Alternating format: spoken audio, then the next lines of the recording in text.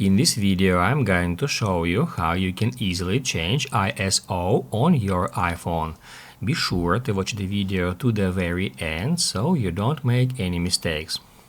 So guys, let's get started, and first off we need to open up Camera app and then just tap somewhere here to manually focus on your subject, and here to the right of this square we can see this sun icon, and by dragging it up just like that we can easily increase ISO, and by dragging it down we can easily decrease it.